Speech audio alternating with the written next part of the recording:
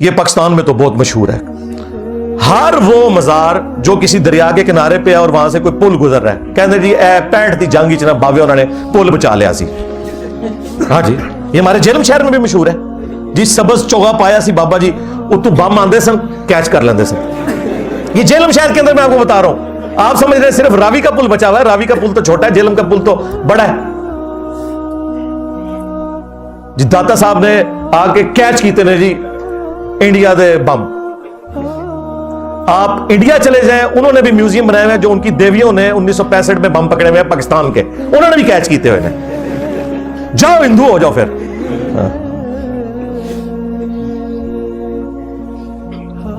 تمہارے بزرگوں کے ماننے والے تو 3 میچوں کے اندر کھیلتے ہیں اور اگلے 30 میچوں کے اندر 0 بناتے ہیں. وہ دیکھو یوراج سنگھ, بالر کو اس نے دھمکی دے کے 6 چھکے مارے ہیں.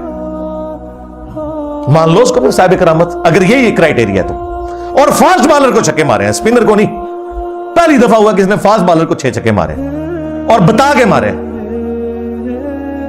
ان کی کرامتیں یہ بنی ہوئی ہیں. تو بم وہ پکڑتے تھے راوی کے پل پہ قبر سے نکل کے. تو میں نے اس پہ عرض کیا تھا کہ جناب جو بندہ اپنے مزار سے نکل کے راوی کے پل کے اوپر جا کے ڈائیو لگا کے کیچ پکڑتا ہے, اس کے ہاتھوں میں جب وہ دہشت گرد بم پکڑا کے گئے داتا دربار کے اوپر, تو بھائی وہاں تو 50 سے زیادہ لوگ شہید ہوئے, وہ تو کیچ نہیں ہوا.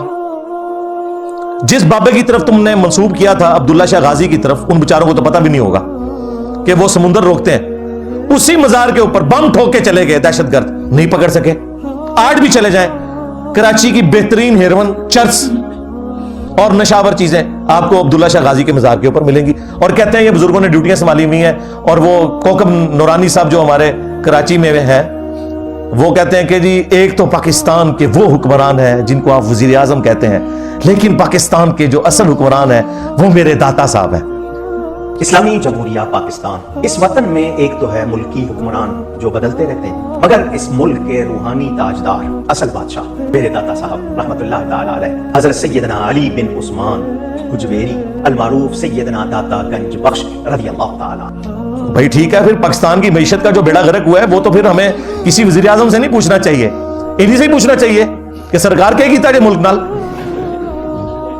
چلو چھوڑ دو ملک کو. اپنے مزاروں کے اوپر جو بےہودگی ہو رہی ہے, جو نشاور چیزیں بک رہی ہیں, جو وہاں ملنگ بیٹھے ہوئے ہیں, جو نماز بھی نہیں پڑھتے نہ غسل کرتے ہیں, ان کی کو پاکی پلیتی کا ہی کچھ کر لو.